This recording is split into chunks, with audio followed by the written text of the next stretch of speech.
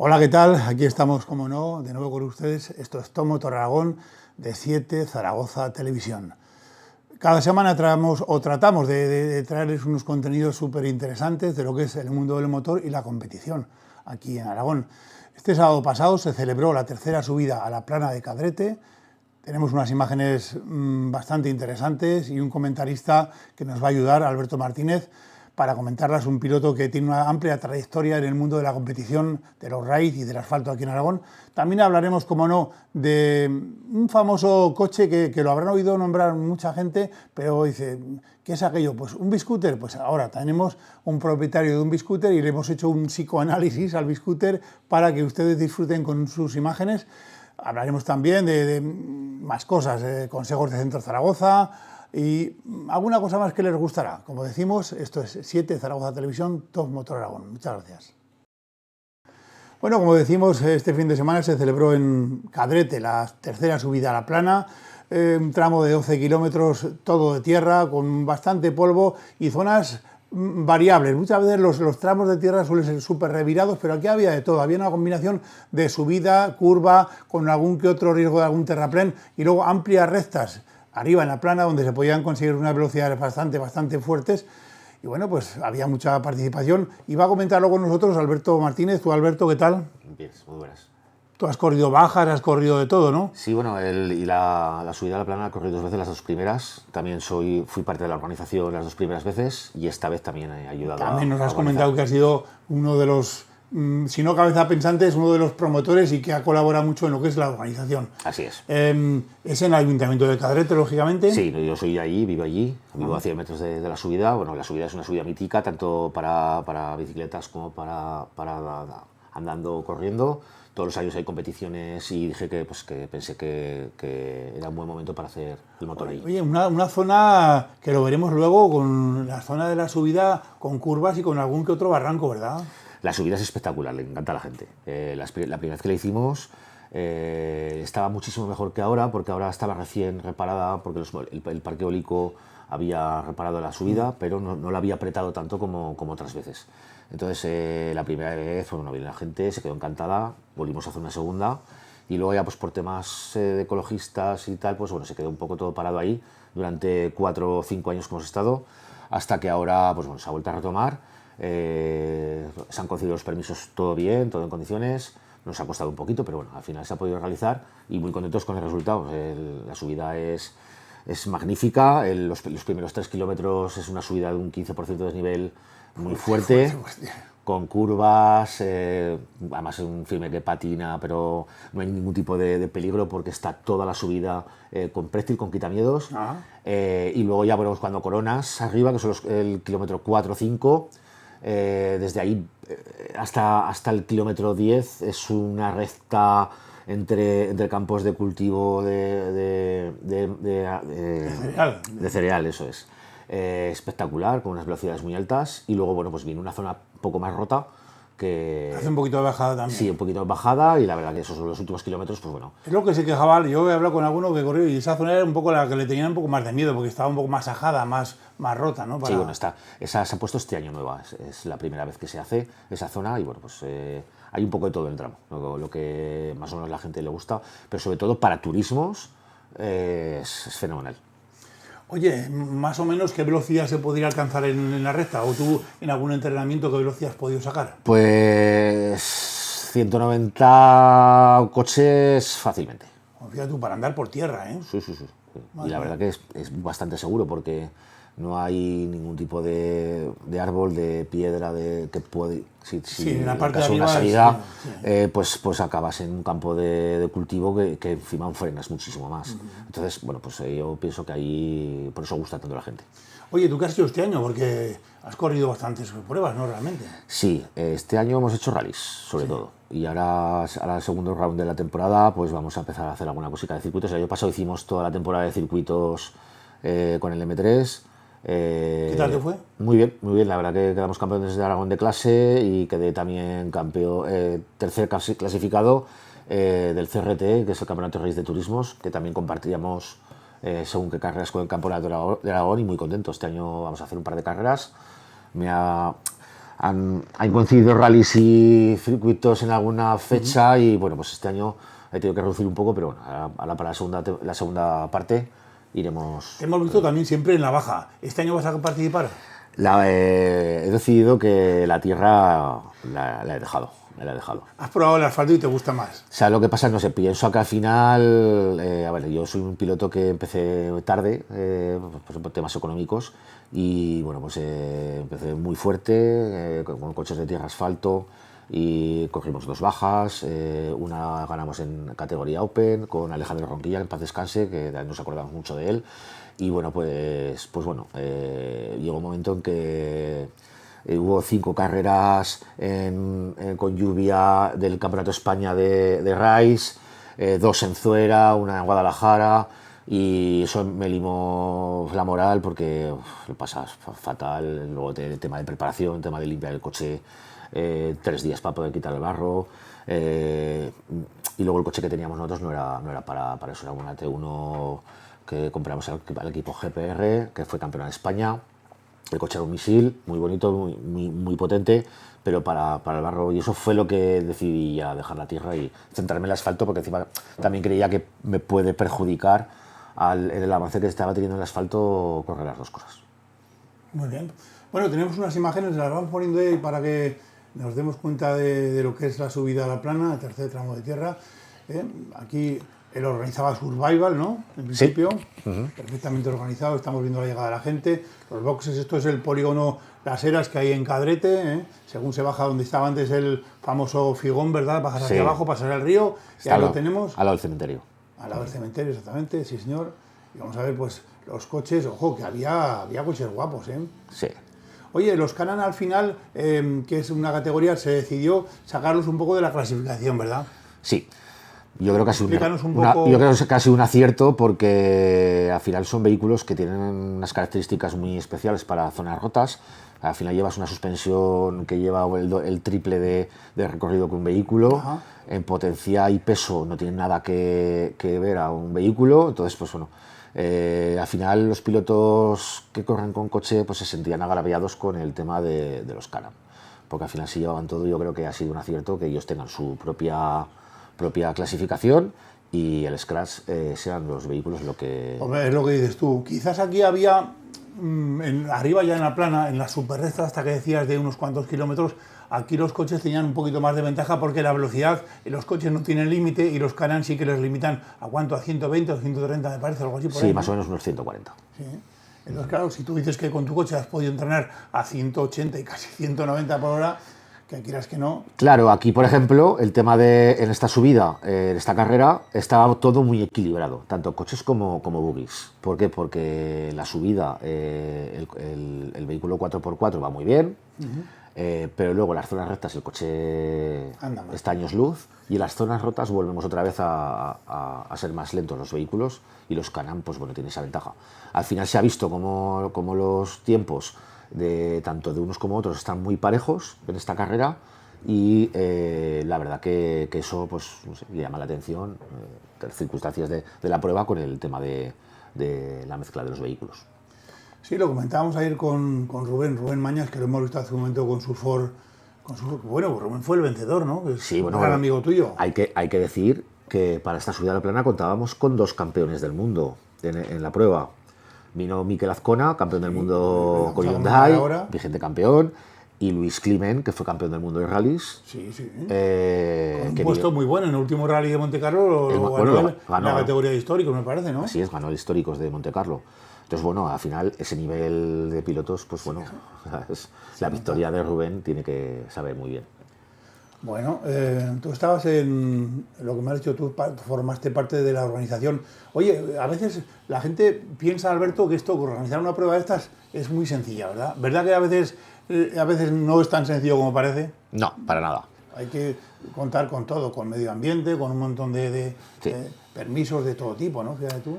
Las 2 primeras ediciones fueron un éxito total, tanto de público y luego pues ya vemos en las imágenes el camino, que es un espectáculo. Pero bueno, también es verdad que en todos los sitios hay tontos Y en este pueblo, en Cadrete, pues bueno, teníamos un problema con una persona ecologista que fue la que empezó a dar mal con el tema de los permisos. Y bueno, pues consiguió frenar y quitarnos las ganas de organizar más veces.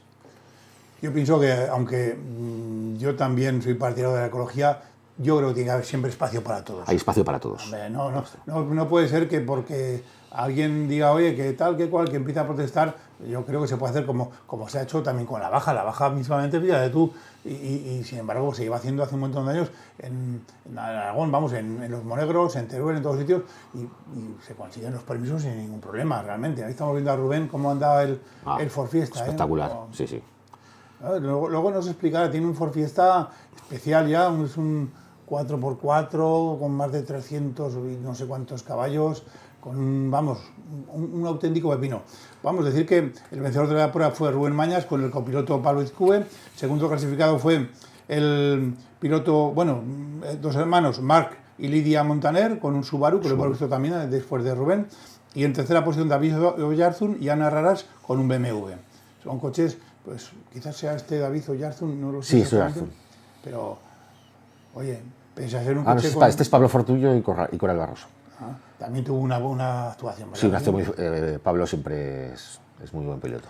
Y lo que tú decías, ojo, Mikel Azcona competía con y Luz Climent, los dos competían con Can-Am. No competían con turismos, y también, pues bueno, una buena actuación por parte de ellos. El vencedor fue en esta categoría, creo que fue Joan Serrat, seguido de Luis Climent, y no sé si Mikel Azcona tuvo un problema, según me han dicho. Mikel Azcona rompió en el primer tramo la correa del variador o algo así, claro. Y es que la zona rápida de arriba, los Can-Am no pueden ir tanto tiempo con el pedal abajo, tienen que levantar para poder refrigerar la correa, porque a esas velocidades se calienta muchísimo. Y él no lo entendió así y por eso se partió. Bueno, es un piloto vasco de Arrigorriaga y todo un máquina total. También estaba su padre, me han dicho, viéndolo al hombre. También fue un piloto experimentado y la verdad es que es un piloto que ha corrido todas las pruebas. Ha corrido, campeonato mundial de la Copa Hyundai que lo ha ganado él, también el campeonato de Europa de turismos. Y bueno, pues es un lujo lo que tú decías, tenerlo en una prueba regional. ¿No recuerdas tú si corría también Carrillo, corrió en esta prueba? No, Carrillo no. ¿Y Agoiz? Agoiz tampoco estuvo. No. Tampoco estuvo. Tuvimos además que fue muy variado porque vinieron tanto de Valencia como de Andorra, como de Cataluña, tuvimos también de Euskadi, de Navarra. La verdad que ha sido muy variada la inscripción de esta carrera. Y pues, la verdad que... Está en la zona de la subida, ¿verdad? Sí, está en la subida, sí. Esto es el kilómetro 3, más o menos. Sí. Bueno. Y comentar de lo tuyo, este año, ¿cuál va a ser tu próxima prueba? Pues ahora estamos preparando ya el Rally Bajo Aragón, porque decidimos no ir a la cerámica por temas personales. Y ahora en breves también será Motorland, que no puedo ir. Entonces, pero hacemos cerámica, haremos Jaca, Rally Sprint de Jaca, y luego intentaremos ir tanto al Jarama como a Valencia en velocidad este año. Esto ya es la parte... Pero entre pinos no me suena a mí, porque mira que yo la Planesta la he hecho alguna vez con moto, y esta zona, ¿dónde está, Alberto? Esto, yo creo que ya... Casi te diría que ya empezando la bajada, la parte final de la recta, ¿no? Esta zona es el final de la prueba.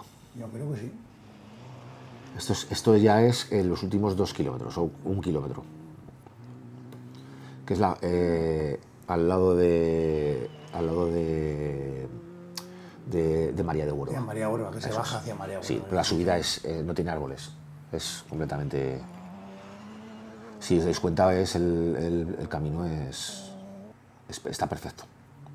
Para el rally de tierra ideal, no hay tampoco grandes rodaduras, grandes roderas, esto que se hace muchas veces con la lluvia, con los caminos y demás, está bastante bien. Muchas veces los pilotos de tierra, el miedo que podríamos tener es los daños al coche, porque al final, cuando terminabas una carrera que estaba muy rota, pues que trapecios, paragolpes, pues bueno, había que reparar. Y esta carrera no hubo prácticamente, creo que no hubo más que 2 abandonos, pero no fue por tema sino por avería mecánica, pero por roturas del coche, por baches amortiguados y tal, no hubo nada.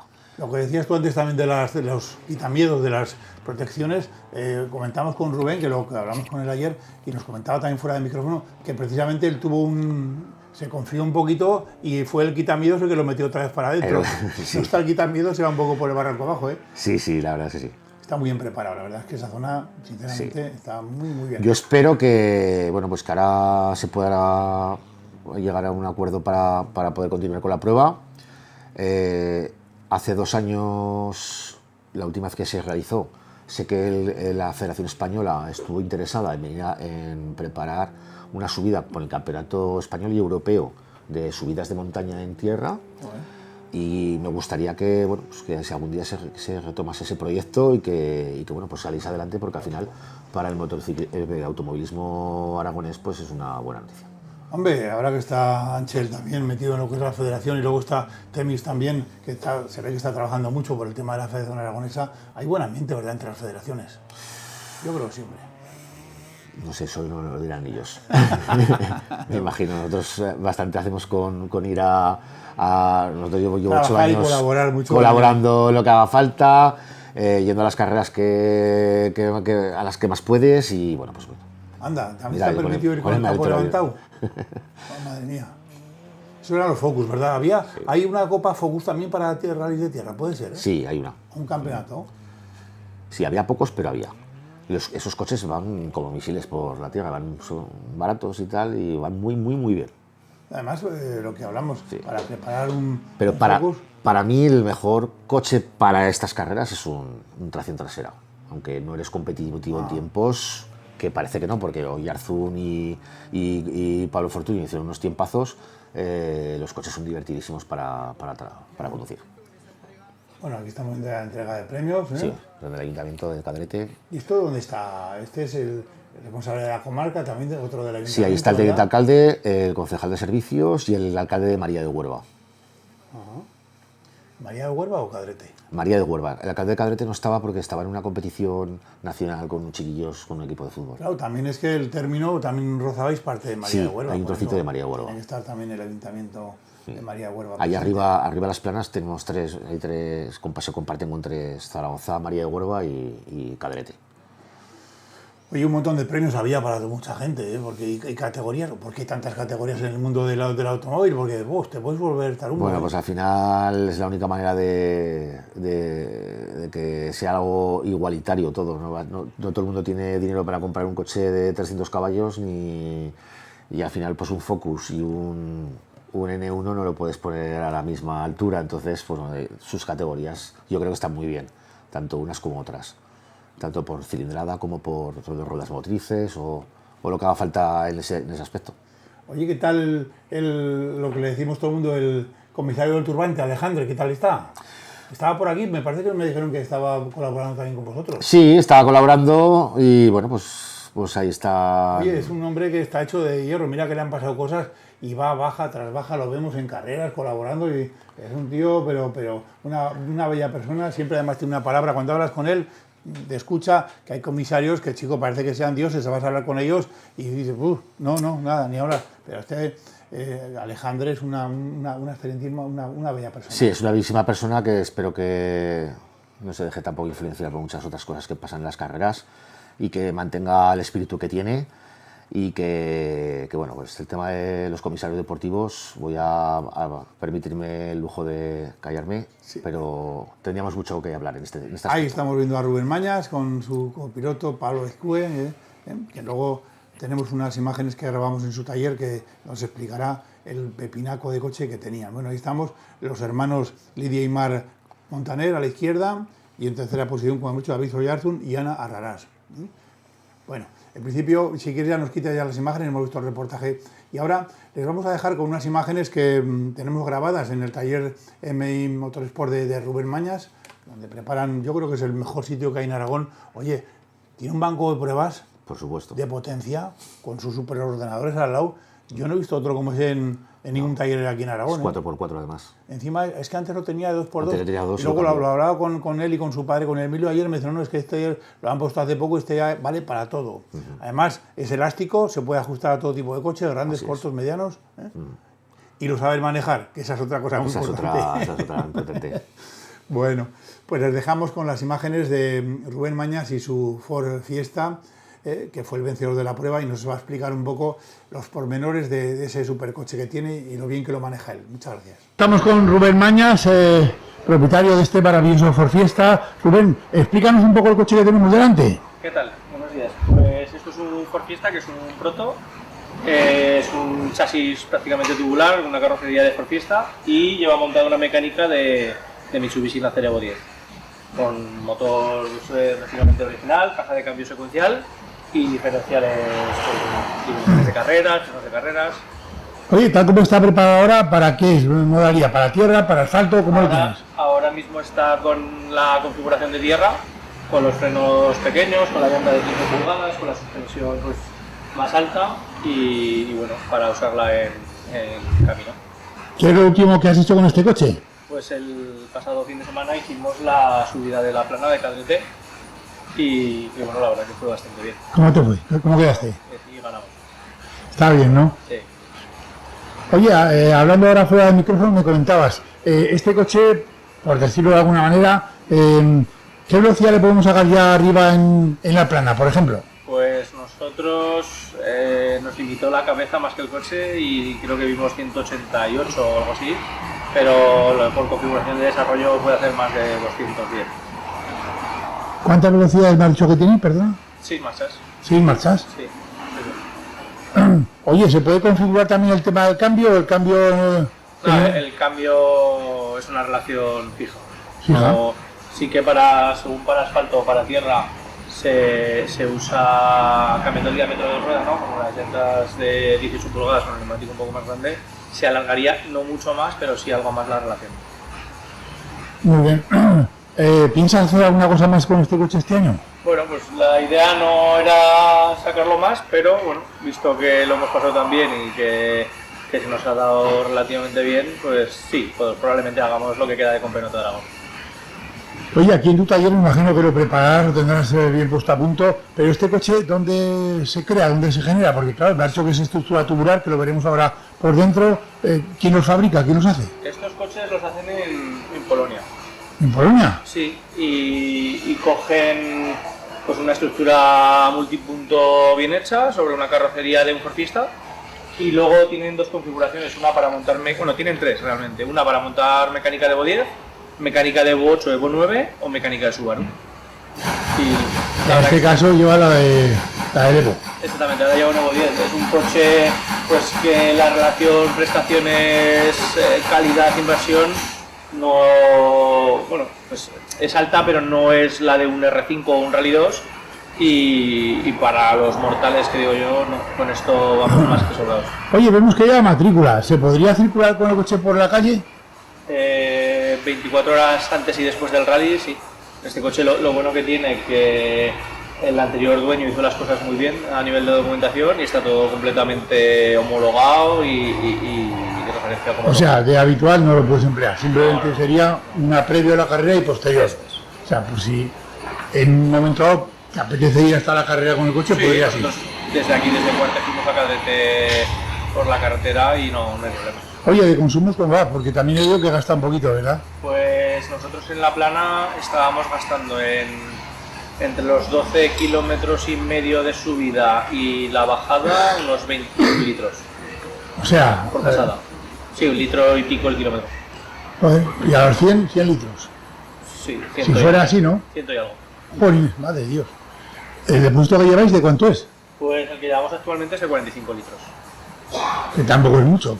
No te da para hacer un rally, por ejemplo, de asfalto, con sus dos secciones, el enlace y demás, no da.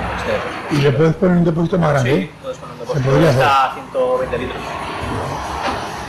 Bueno, lo vemos un poquito por dentro, ¿te parece bien? Claro. Espera. Madre mía.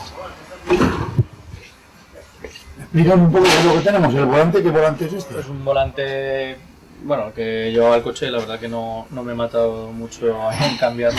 Lleva los botones para el control de salida y otra función. Y bueno, ahí tenemos la pantalla IM, que tenemos información pues de la poca información que me da tiempo a ver en carrera. el indicador de marcha, que ahora, mira, si quieres nos ponemos en contacto. Que se encienda la pantalla de encender. Sí, sí, sí.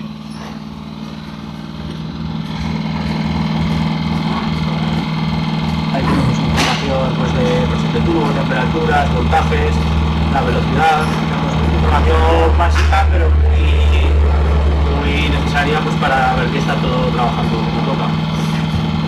Vale. La N me imagino que sea neutral, ¿no? Que tienes ahí para saber la marcha que vas. El reloj este central que tienes ahí, ¿qué es? Esa es la presión del turbo. A la presión del turbo. La verdad que yo envidio a todo aquel que pueda ver la presión del turbo, la vertija, a ver que va... No te da tiempo, ¿no? Estas super palancas que tenemos aquí. Pues la negra es el cambio de marcha, es una caja de cambio secuencial. ¿Verdad que es la palanquita esa? No, y lo otro es una palanca. No, el gatillo es para poder pasar de primera a punto muerto o a marcha atrás. Ah, vale. O sea, si no le das el gatillo, nunca jamás va a bajar de primera a punto muerto o más atrás para evitar que en la reducción puedas meter punto muerto o más atrás. Vale, muy bien. Los asientos que llevas, Los asientos llevamos unos GP Race que la verdad son los únicos que teníamos en fecha. La verdad que en casa del herrero cuchillo claro, malo no es. bien que está donde abajo, con fecha y con todo, ¿no? todo. Oye, lo que veo, la estructura tubular es una pasada, ¿eh? Hay tubos, aquí tienes tubos por todos lados. Sí, la verdad que, bueno... Una jaula, llevas una jaula segura, total. Creemos que es una buena estructura de seguridad, de hecho... aquí en Aragón contamos con un fabricante de estructuras y de barras que es AST, que están en Torres de Berrellén, y es buen amigo mío Alex y estuvo echándonos un vistazo y dijo que adelante, que estaba todo ok. ¿Y esta palanquita que hay aquí pequeñita atrás? Eso es el repartidor de freno. Desde ahí mandamos más o menos freno atrás para que nos ayude pues, un poco en la conducción a colocar el coche y a frenarlo como más nos guste. Ah. Llevas tu extintor, lógicamente, para las carreras. Eso es, un extintor automático que le das al botón desde dentro, desde fuera y soltaría creo que son 4 kilos de polvo o algo así, para intentar apagar el fuego en caso de que lo haya. ¿Vemos el motor un poquito? Sí. Vamos a verlo.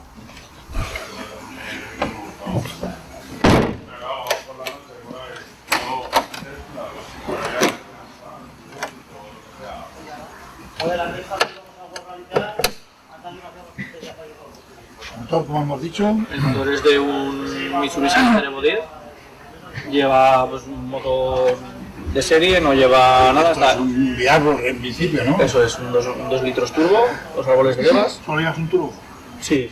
Sobra, ¿no? Sobra, esto es un cohete.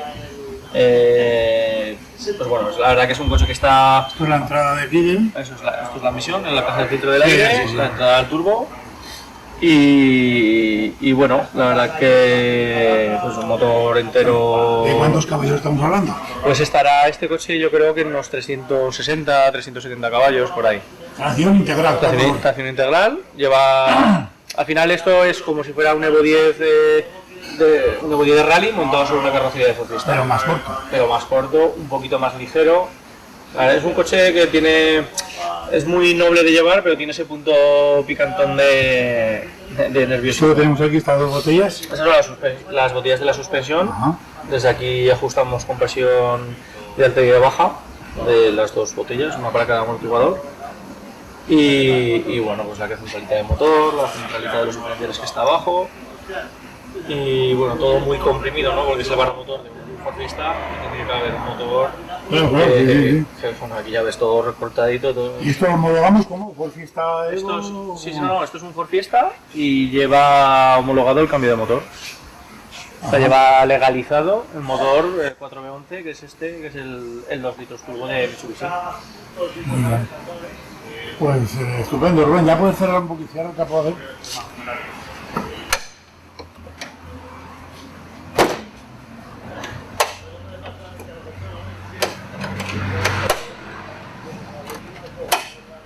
Bueno, Rubén, propietario de MDI Motorsport, muchísimas gracias por tus explicaciones.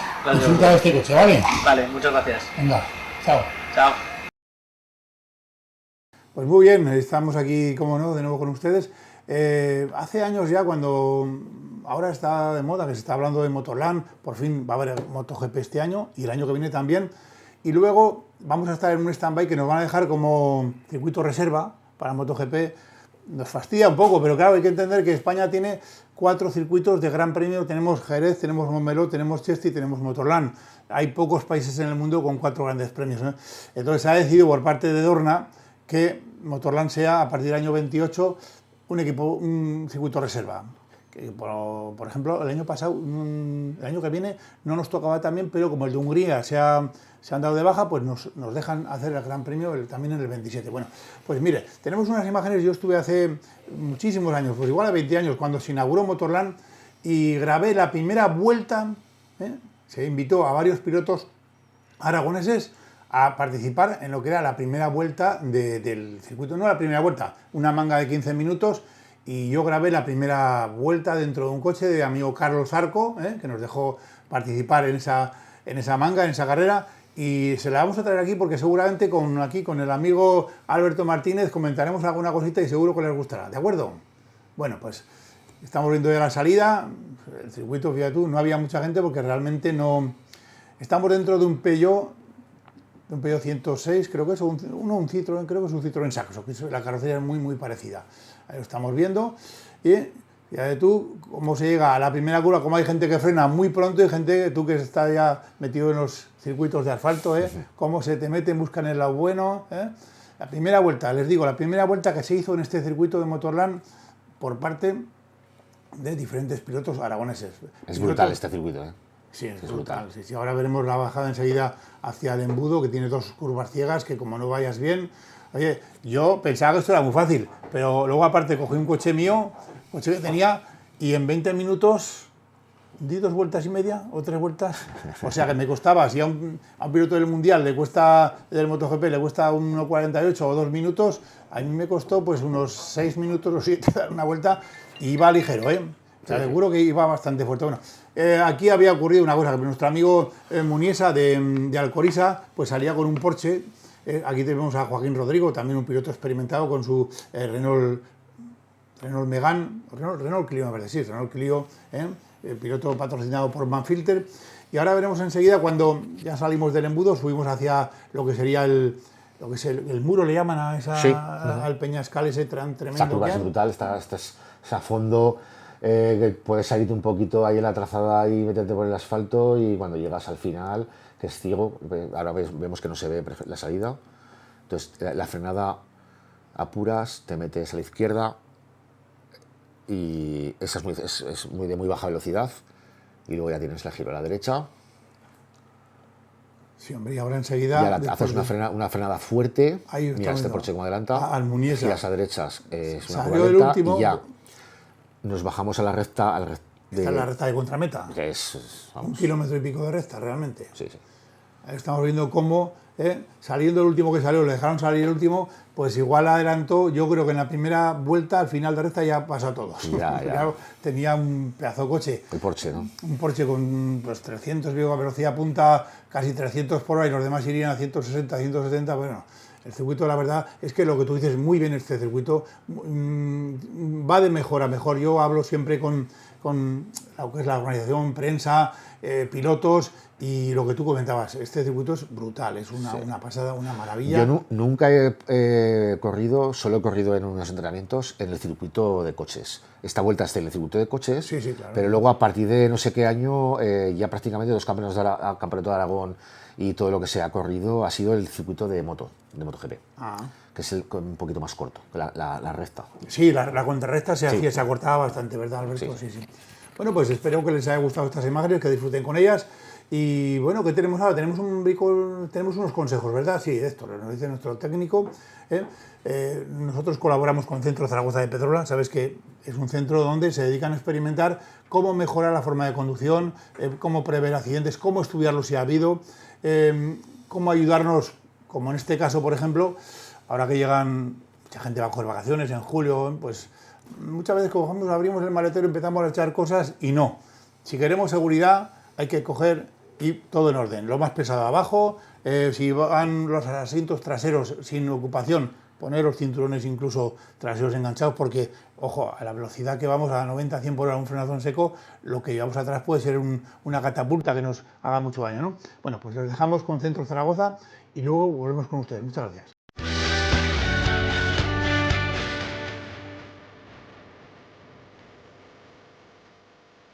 Hola, ya me voy de vacaciones. ¿Os apuntáis? Seguro que sí. Pero antes de arrancar, vamos a ver cómo tenemos que transportar la carga en nuestro vehículo. Dentro del maletero colocaremos los objetos más pesados abajo y bien repartidos. Si utilizamos redes de seguridad o correas, la carga no se desplazará.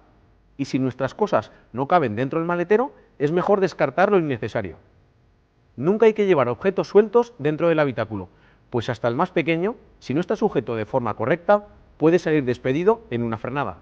Una vez que todo esté bien distribuido, podemos abrochar los cinturones traseros, aunque no haya ningún ocupante en estas plazas, para conseguir una sujeción adicional y así será más difícil que el equipaje pase dentro del habitáculo si tenemos un accidente.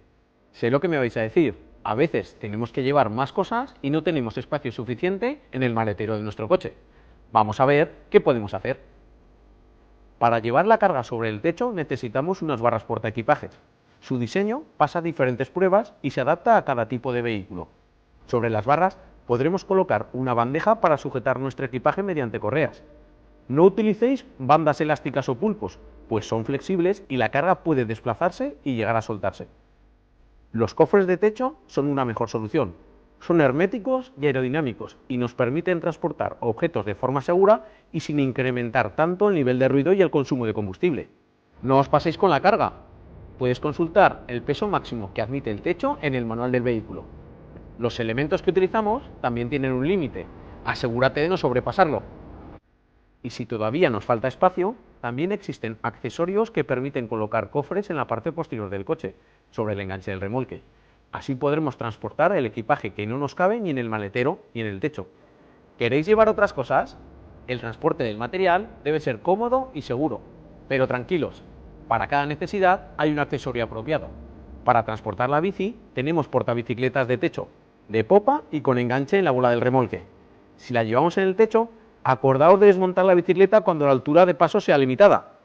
Y si utilizáis otro sistema, verificad que no tapa la matrícula o las luces traseras, porque en ese caso necesitaréis un portamatrículas. Si vamos a practicar surf o windsurf, los sistemas más seguros son los dispositivos especiales que se acoplan a las barras portaequipajes, aunque también existen bolsas flexibles para transportar las tablas. Si llevamos la piragua o el kayak sobre el techo, algunos vehículos pueden incorporar soportes que facilitan el ajuste, y también existen sistemas que permiten transportar más de un kayak.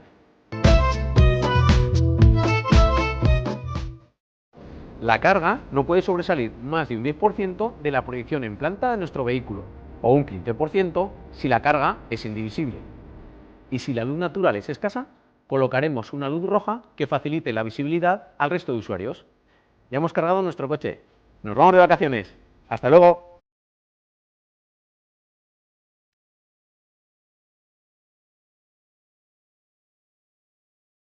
Y como les decíamos al principio, entramos en el apartado histórico y hubo un coche, bueno, terminada, vamos a hacer un poco de historia, es un apartado histórico, hablemos de historia. Terminó la Segunda Guerra Mundial, aquí habíamos terminado la Guerra Civil no hacía mucho. ¿Y qué ocurría? Pues no había materias primas, había todo lo que era industria, se había dedicado a fabricar pues, armamento y recambios para tanques, camiones y aviones y demás, ¿no? Entonces hubo que hacer una reconversión fuerte y claro, al principio pues, y más en España, que era un mercado cerrado, porque estamos en una dictadura, vamos a decirlo así, de esta manera, pues no había tampoco posibilidad de que te pudieras comprar un coche en Alemania, luego sí, o ahora sí, o en Francia, o en donde fuera, ¿no? Entonces, había que echar la imaginación. Y hubo un coche, el famoso Biscooter, que lo inventó un francés. Biscooter en principio es bi-scooter, o sea, como si dijéramos dos motos, bi-scooter, dos motos, ¿no? Unidas, y veremos que tiene bastante que ver con esto, pero en Francia por lo que sea no tuvo mucha aceptación. En Francia tenían ya Renault, Citroën, Peugeot y ya eran gente rica comparándose con nosotros, ¿no? Entonces hubo una empresa autonacional barcelonesa que prefirió decir, bueno, pues le compramos la licencia de fabricación y las patentes a este señor y lo fabricamos aquí en España. y se fabricó en Barcelona, en la calle Valencia 100, bueno, luego veremos, luego lo explicaremos en el vídeo. Y sinceramente, pues es una virguería de coche. Claro, son coches que no tenían puertas, no tenían ventanas, no tenían techo y se empleaba para hacer recorridos muy cortitos, muy cortitos. Llevaban el motor de una moto, solo traccionaba una rueda, la rueda delante y la derecha. Y bueno, pues si no había otra cosa, pues no sé lo que costaría en aquellos días, pero se hicieron 12.000, aún se hicieron bastantes para aquellos tiempos. También se empezó a fabricar en el 53-54, pero en el 57 ya salió el 600, ya le hizo un freno tremendo y ya pues estos coches en el 60 ya se dejaron de fabricar. Bueno, pues tenemos unas imágenes de un biscooter. Tú me dijiste que tú en tu familia tuviste uno. Sí, bueno, más o menos la evolución, que fue el isocarro. Ah, sí, también hablaremos de los isocarros en este vídeo, sí. Y mi ojo, que un vehículo de 3 ruedas es complicado de conducir, en las curvas vale. Sí, volcó varias veces. Volcó varias veces. Sí. Bueno, menos peligroso también que los triques, porque el trique era un vehículo, se corría mucho en Daytona, en las playas americanas y demás, despacio bien, pero si te caías, lo malo es que el trique te caía luego encima, el isocarro no. Venía detrás, como los quad, lo mismo. Sí, como los quad, es la misma mecánica. Bueno, pues hablaremos del scooter, les dejamos con nuestras imágenes, las grabamos en el Museo OSA, con nuestro querido amigo Gabriel Beltrán, una persona, él y toda su familia, pues se están dedicando a recopilar, a aglutinar, a organizar todo lo que ha sido la historia, sobre todo de la motocicleta española y también del automovilismo en España. Tienen muchos vehículos únicos y tuvimos la suerte de que ayer, hace unos días, pues nos dejara grabar este vídeo. Espero que les guste. Muchas gracias. Muy bien, estamos en el Museo OSA de Utebo, estamos con su propietario y estamos viendo un vehículo extraño, un vehículo singular. Un vehículo que terminando la Segunda Guerra Mundial empezó un poco a fabricarse y a desarrollarse en Francia primero y luego en España. ¿Qué vehículo es, Gabriel? Pues es un biscooter de 3 velocidades con motor Hispano-Villers. ¿Sí? ¿Qué cilindrada tiene? Son 198 centímetros cúbicos, la culata está ampliada y va rellena de aceite y la tracción del coche era solamente a la rueda delantera derecha. Ajá. Está construido en aluminio, los primeros biscooter eran de 3 velocidades, no llevaban marcha atrás, entonces si había que moverlo pues había que cogerlo entre 2 personas porque aún pesa la parte trasera y cambiarlo de dirección. Posteriormente sacaron uno de 4 velocidades que también llevaba marcha atrás y el motor Hispano-Villers la verdad es que fue muy utilizado para hacer también motoazadas y otros vehículos, motores estáticos, como luego veremos. Y referente al biscooter, pues también salió un modelo que era furgoneta de carga, con la parte trasera en madera, que la verdad en aquellos años no existía todavía. Cuando apareció en el 52-53 en España, pues no existía prácticamente el 600, entonces tuvo cierto éxito. Salió en el 57, me parece, más o menos. Efectivamente, entonces tuvo sus momentos de gloria hasta que salió el SEAT 600 y ya prácticamente en el año 60 pues la fábrica que había en España pues tuvo que cerrar. Estuvo 7-8 años fabricando estos vehículos. Se fabricaron aproximadamente unos 12.000, según tengo informes, ¿no? Más o menos. Bueno, eso ya no lo sé exacto. Sé que se fabricaron muchos, también fueron muchos a la chatarra.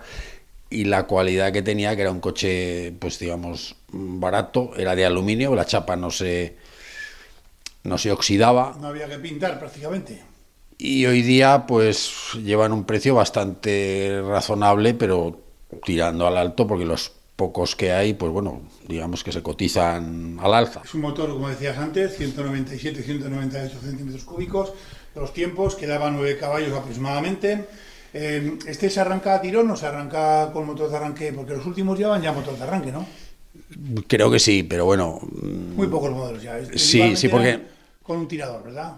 Creo que sí, en el año 60, con un tirador que hacía una palanca que tirabas desde el asiento, como si fuera la palanca de puesta en marcha de las motos, y entonces accionabas el motor.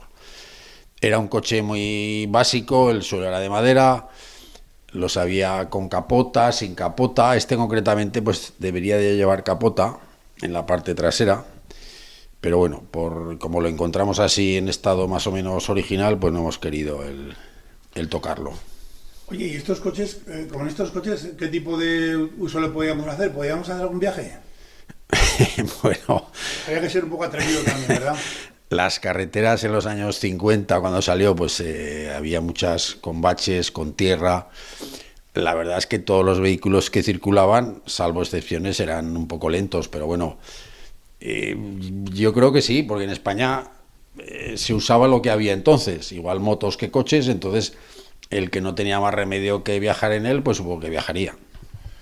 Oye, y tú tendrás más datos que yo, seguramente. ¿Qué velocidad le podíamos sacar a un vehículo de estos? Pues sí, la verdad es que si van 4 personas y aunque sea en llano, con un motorcito de 198, la verdad es que poca velocidad, pues 40, 50, con 4 personas más difícil que corriese más. Sí, porque este realmente es de 4 plazas, ¿no? Sí, lleva 2 asientos. El de atrás un poco Yo no sé si en ¿no? la época se podrían subir 6 personas, porque supongo que no habría limitación de plazas, porque se subía la gente que quería, digamos, de la familia, pues si eran 6, supongo que se subirían los 6. Pero bueno, poco te puedo decir de velocidad, porque es un coche, pues más que nada para, digamos, trayectos cortos, para usarse para ir al trabajo, poco más. Se fabricaban en Barcelona por la empresa Autonacional S.A., ¿verdad? Sí, que recogió las patentes a una marca francesa, realmente. Sí, bueno, más que patentes, con licencia francesa de Voisin, que ya llevaba unos años fabricándose en Francia. Entonces, pues bueno, quisieron aquí lanzar. También diseñaba aviones. Sí, diseñaba varias cosas. No conozco la historia de Voisin, pero bueno, solo sé que en España tenía mucha competencia el Biscooter, porque salieron muchos microcoches, incluso de casas de motos que fabricaban microcoches, porque todo lo que se fabricaba estaba vendido, porque después de la guerra había que mecanizar el país, había que fabricar vehículos, tanto motos como coches. Y te puedo contar la anécdota, que es un poco Hombre, claro. un poco tonta, de gente.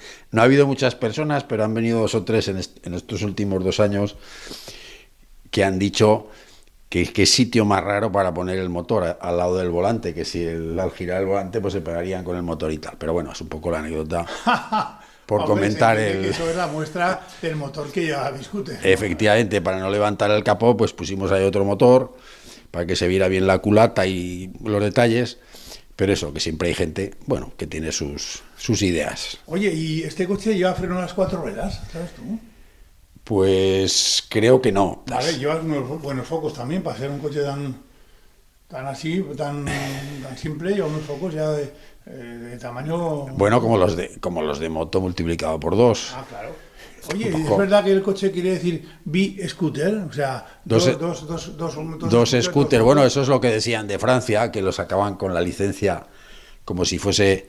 Intentaron hacerlo, como muchas cosas aquí en España, con una licencia para 2 scooters, 2 motos juntas, digamos, y es un poco de donde viene el nombre del francés, B-scooter, sí. Muy bien, lo vemos un poquito por dentro, ¿te parece bien? Vamos el cuadro, el volante y los mandos. Adelante, yo no te podré dar muchos detalles, pero mejor que con la cámara que lo veas tú. Lo que quieras. Bueno, aquí estamos viendo el volante famoso con una B en el medio, original de Biscooter. Lleva también el suelo, como tú bien decías, es un suelo hecho por un carpintero, exactamente, sí. No hacía falta ir al chapista, con comprarte unas tablas y ya está. La base de la caña de la dirección, estamos viendo aquí también al lado del volante, estamos viendo el pito, la intermitencia, un indicador de carga de la batería también, y luego tenemos pues un cúmulo ahí de pedales tremendo, ¿verdad? Porque tenemos el acelerador.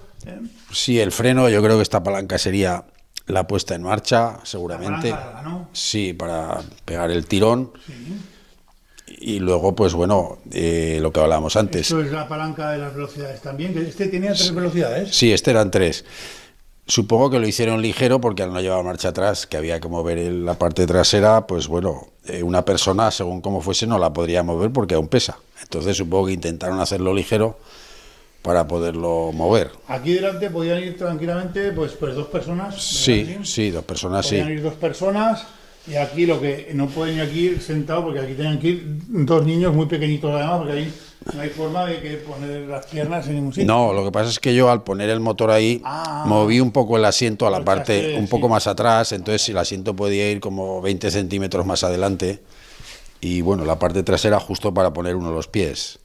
Bueno, aquí estamos viendo también un parabrisas perfecto, también vemos el motor de limpia parabrisas. Sí, sí, todo. Bueno, y ahora estamos viendo aquí a la izquierda en alto el motor. Explícanos un poco, porque tú lo que decías antes, que esto ya una culata súper gigante llena de aceite para refrigerar, ¿no? Sí, como no tenía ahí prácticamente, que no cogía velocidad, pues era difícil, y todo con el capó cerrado, era difícil que refrigerase, entonces pensaron en ponerle una culata y con aceite, que parece que coge menos temperatura que el agua, pero bueno. Aquí estamos viendo, pues este es el cilindro con la salida del tubo de escape ahí, lo vamos viendo. Luego también tendríamos aquí que sería el volante magnético, está donde lleva magneto, no esto lleva un volante encendido. Sí, un volante. También estamos viendo ahí atrás. Grande, Villers. El carburador ahí atrás, perfectamente. Y nada, aquí sería la unión de lo que sería el cigüeñal con la caja de cambios, ¿no? Efectivamente. Con la caja de cambios en este lado y ya está. Estamos viendo la superculata del motor de 2 tiempos Villers, 198 centímetros cúbicos, la salida del tubo de escape. Sí, el depósito de unos 12-15 litros sería. El depósito de combustible, ¿esto es gasolina pura o llevaríamos así con mezcla No, de aceite? mezcla. Estos motores van con mezcla, son de 2 tiempos, tiene que llevar mezcla. El claxon aquí también. Y luego pues el sistema curioso de transmisión desde...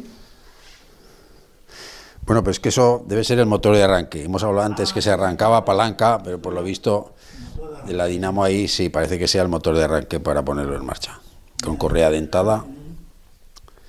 Muy bien, pues oye, aquí estamos viendo ahora también la placa del inventor francés Boisin y luego de la licencia autonacional española. Vale, muy bien. También lleva su grifo de gasolina como una moto cualquiera. Bueno, el grifo por lo que veo es un ideal, sí, eso a lo mejor es y quizá no corresponde a la época. Estamos viendo ahí que lleva como un alternador o una... Sí, una especie de dinamo. Ahí, sí, una dinamo que supongo que será para arrancar el... Sí, para alimentar todo lo que sería también el tema de faros, que hay unos faros tremendos. Vale, podemos bajar ya tranquilamente. Bueno, Gabriel, ahí estamos viendo lo que sería el biscúter, una lámina de promoción de biscúter, ¿verdad? Efectivamente, se fabricó en Barcelona y eso es un poco, pues te decía, hay licencia de Aeromecánica París, en fin, es un póster que prácticamente pues es este mismo vehículo, copiado el del póster es este modelo. Que pone que se fabricaba en la calle Valencia 127-129 de Barcelona. Eso es. Abajo lo vemos perfectamente. Estamos viendo lo que decías tú antes de los motores Villers que se emplean para muchísimas cosas, ¿no? El Hispano Villers, pues la fábrica es cuando se montó en España la fábrica Villers, la verdad es que fue un acicate para la economía después de la guerra, la posguerra, y se hicieron pues un montón de vehículos con estos motores. Aquí, por ejemplo, pues tenemos una especie de isocarro de la marca Roa, tenemos la furgoneta que se fabricó en Zaragoza, Montreal. En Valencia se construyeron pues decenas de marcas de motocultores con motor Villers, algunos ya con 4 marchas y marcha atrás, incluso motores estáticos. Ese es un Villers inglés de los años 20, de una moto inglesa. Ostras, pues hace ya, hablamos de 30 años antes que estos, ¿no? Sí, pero bueno, en España se hizo la fábrica después de la guerra, en la posguerra, pero que vino muy bien para poder lanzar la economía, como te he dicho, pues con motos, motocultores, coches, isocarros, en fin. Todo el que quería hacer un vehículo y no tenía capacidad para fabricar el motor, pues generalmente compraban un Hispano Villers y adelante. Muy bien, y aquí estamos viendo también un motocultor marca Elena, que también lleva un Villers. Sí, creo que es una marca también... Estos se fabricaban en Manresa, por lo que veo. Sí, en Manresa, creo que este ya es de 4 velocidades y marcha atrás, porque también, claro, al ponerle carromato, como ves en la foto, que le ponían un remolquito, pues bueno, y entonces era muy útil para eso. Igual que está el Elena, pues está el el Alerbi, el Careto, el Brillant, en fin, había muchas marcas, el Impal, todos llevaban motor Billers. Tenemos aquí el BJR, Talleres Dufos, que este no llevaba Billers, este llevaba el motor propio de BJR, que era constructor de motocicletas. Entonces ellos mismos fabricaron su motor y lo tenemos aquí porque está relacionado con las motocicletas BJR, valencianas. Y eso es un poco la historia del motor Billers. Hemos incluido el biscooter, pero bueno, en general lo que explicamos aquí pues es un poco más la historia de la economía, de la sociedad después de la guerra, que fue muy interesante para adelante con el motor Billers. Y bueno, desde el Museo OSA, una garantía de que la industria española se mantiene y se conserva perfectamente por parte de sus propietarios. Muchísimas gracias y nos vemos más adelante. Gracias a vosotros, a seguir con la afición, y aquí seguiremos pues intentando recuperar la historia mecánica y automovilística y motorística de España. Estupendamente, después de estas imágenes que nos ha cedido el Museo OSA de Utebo, con todas sus explicaciones y las variantes que realmente el biscooter, como hemos dicho, lleva el motor Billers, pero ese motor Billers, Hispano Billers, que se fabricó también aquí en España con licencia, pues luego se utiliza para muchas cosas. Lo que decías tú, para isocarros, para vehículos de 3 ruedas, para motoazadas también. Y sinceramente, pues tuvo una amplia repercusión y se fabricaron muchísimas unidades. Y pues nada, agradecer aquí a nuestro amigo Alberto Martínez. A vosotros. Todo un piloto, un gran piloto de talla, y de técnica. Aficionado. Sí. Que tengas mucha suerte y si alguna vez quieres, aquí tienes tu casa. ¿De acuerdo, Alberto? Pues muchísimas gracias por Venga, un placer como siempre. Gracias.